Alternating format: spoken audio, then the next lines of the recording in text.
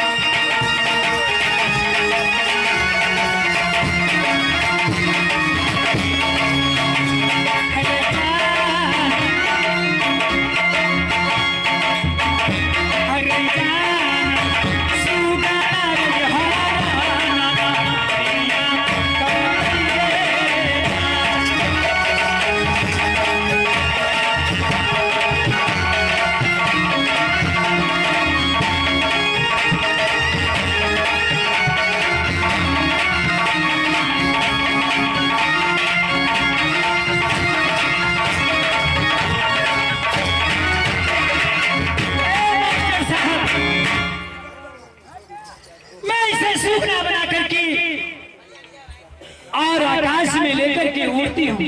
क्यों नहीं? जाऊँ ना? एकदम जरूर। आगे अमर जी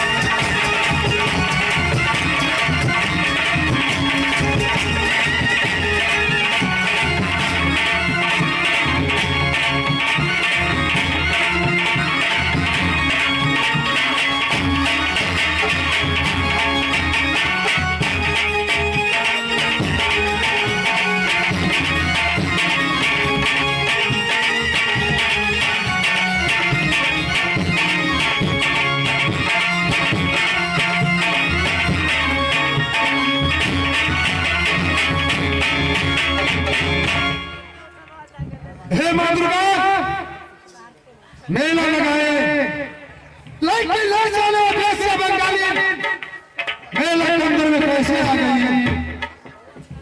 अब मैं बड़े भाई हाथी के हैं नगर से, उससे विचार कर सभी मिलकर मेला खोलूंगा।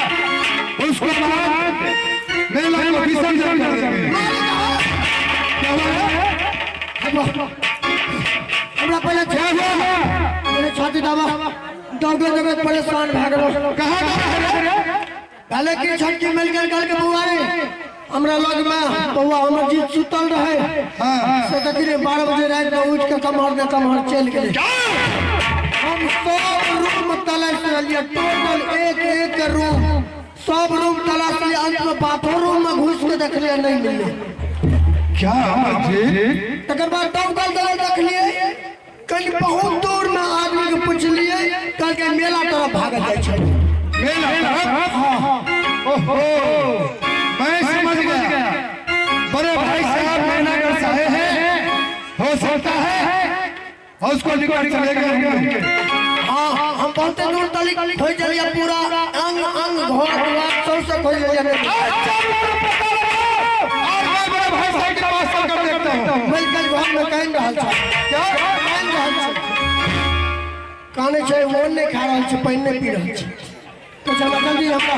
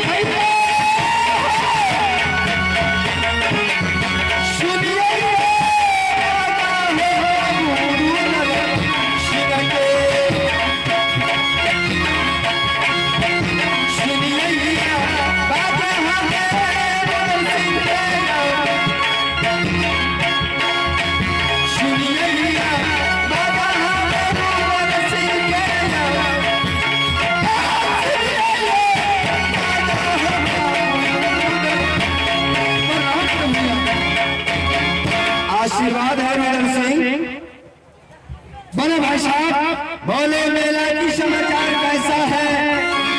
मेला तो बहुत अच्छा है, किंतु आप नैनागढ़ के समाचार सुनाइए। नैनागढ़ के समाचार तो बहुत अच्छा पूर्वक है। बड़े भाई साहब, मैंने कुछ पूछने के लिए चाहता हूँ। बोले रुदन सिंह। बड़े भैया, अमरजीत कुमार अपने माँ की गोद में जब से मेला चालू हुआ रानी किला के पास रहते थे। अचानक वो सुना कि मेरा चाचा जी आए हैं हीरा की बारात से। क्या अमरजीत कुमार आपके पास तो नहीं आए हैं?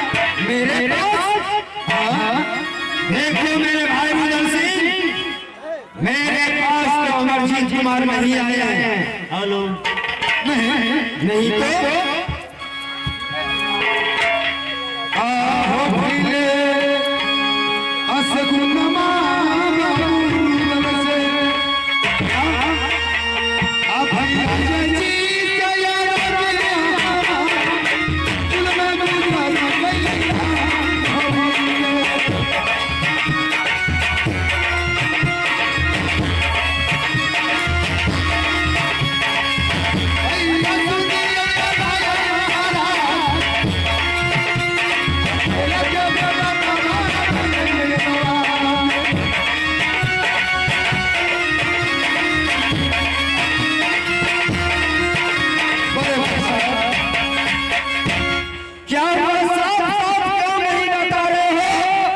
अमरजीत कुमार में क्या हुआ? रुदन सिंह, अमरजीत कुमार वहां जाने मंत्री नकुबारा कौन आसान लगाया गया नहीं पता नहीं चला।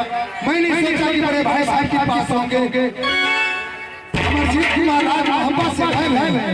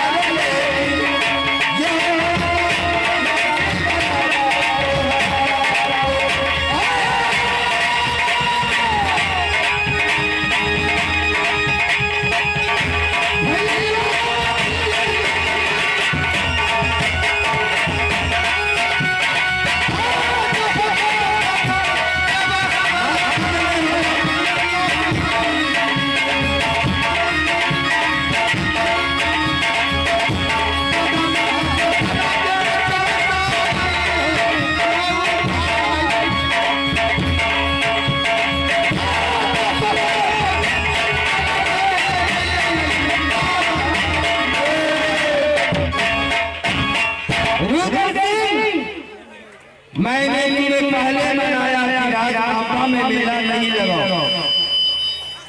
तू तूने तो मुझे बोलने का मौका नहीं दिया कि भैया जी मैं अपना बेटा अमरजीत कुमार के उपलक्ष्य के ऊपर मैं राजमहल में मेला लगाना चाहता हूँ, तो मैं कैसे मना कर सकता था। लेकिन मेला लगाया राजमहल में, तब तो अमरजीत कुमार गायब हो गया ना। बड़े भाई, मैंने सोचा कि काम मुखिया के छत्री बोल रहे हैं कि रुदन सिंह निपुत्र है।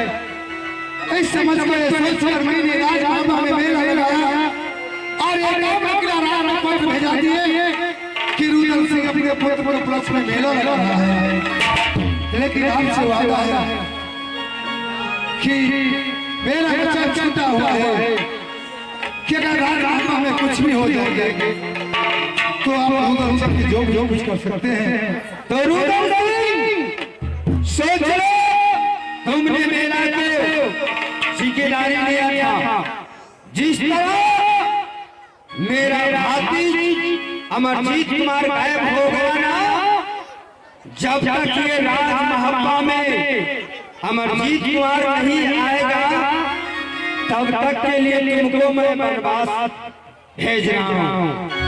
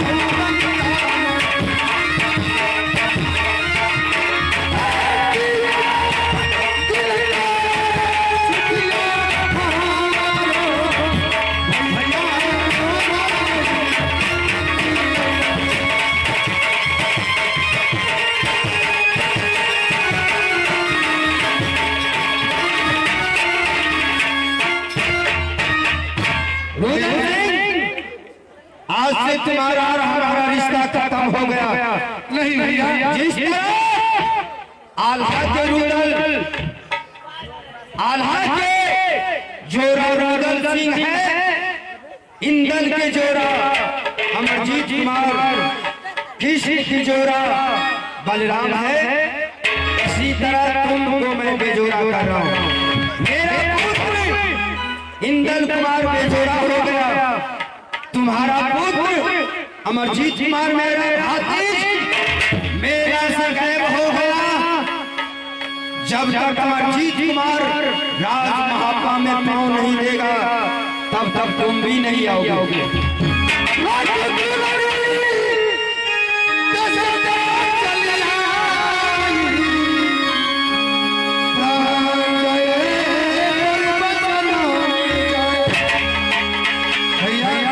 बोलो 3 रोज भाई का रिश्ता, 3 रोज बोलो कि राज आपा अगर दुनिया में अमरजीत होगा तो राज महापा लाऊंगा। जिस रोज 3 रोज दूर जाएंगे उस रोज समझ जाना मेरा भाई नहीं आया, रुदल कहीं मारा गया। नहीं है तो मेरा भाई कैसा, मेरा सुंदर सा पुत्र छोटा अमरजीत कुमार के सूरत मैं भूलना नहीं चाहता हूँ। ना जाने उसे क्या हो गया, मैं चाहता हूँ उसे खोज के राज महापा लाना। अगर नहीं मिलेगा तो तुम भी मत आना, मैं चलता हूँ।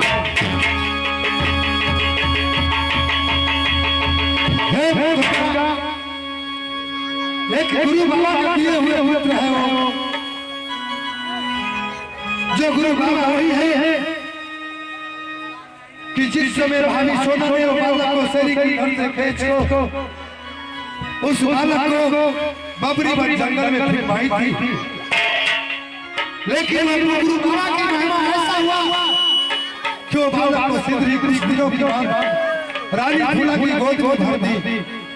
ठीक है, मैं यहाँ से वन बंगड़ी चलता हूँ और बाबा से सब करा कर पूछेंगे कि बाबा मेरा बालक जिंदा है या मर गया। ये कोई देश विदेश से बगाने उसे हर को लेकर चले।